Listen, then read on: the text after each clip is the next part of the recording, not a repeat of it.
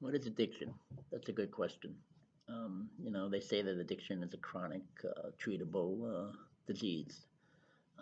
They say that people in addiction continue to do these things despite the consequences. Be it mental consequences, physical health consequences, emotional consequences, and I can see that now. After having some sobriety under my belt, they can look back and say that consequences didn't scare me.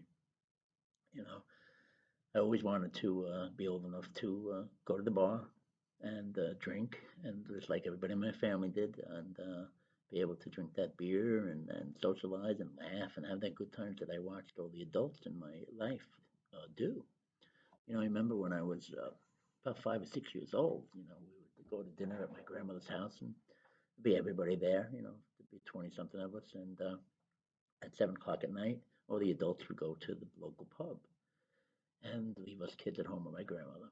And that's when my grandmother would take out my grandfather's shot glasses and allow us to drink our soda out of it. And boy, did that give me a thrill.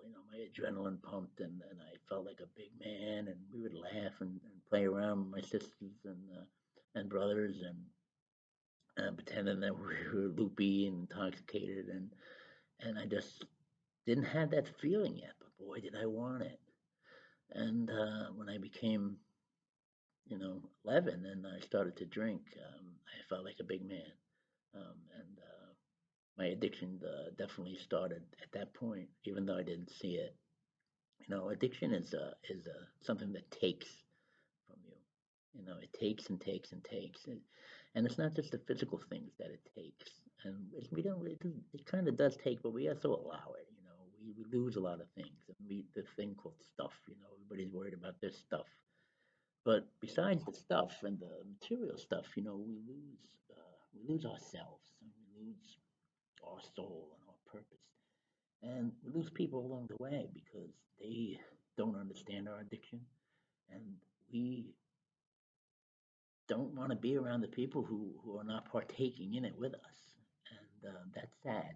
I'm a father of four, and I love my children to death, and I always have and always will. But I didn't care for them. And there's a difference in my point of view on that. I didn't care for them. I didn't care about their opinion. I didn't care about what they said.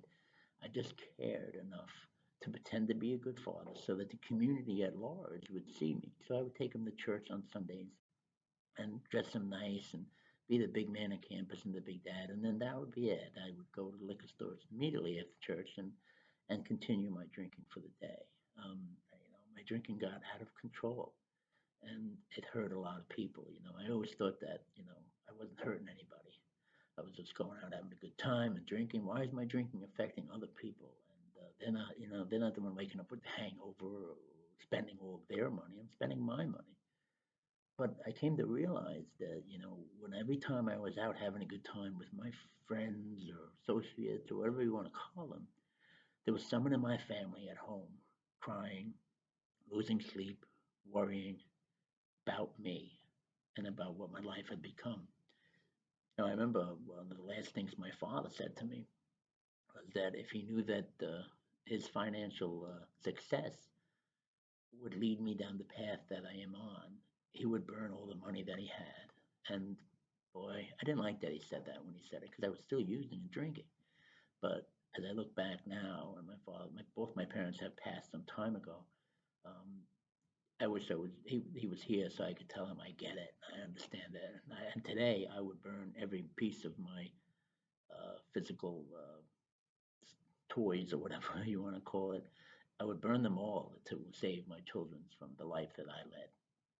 You know, Addiction just takes and takes, like I said, and eventually we don't have any more to give, and we're at that point. Everybody has a bottom, and everybody's bottom is different, but bottom is defined by the person that hits it. They talk about high bottoms and low bottoms. I don't believe in that. I believe bottom is bottom, and it's bottom for that person. And the only thing we can do is when we hit that bottom is hopefully reach up, and there will be people there to grab your hand. And I was fortunate enough that there were people that pulled me out of my addiction.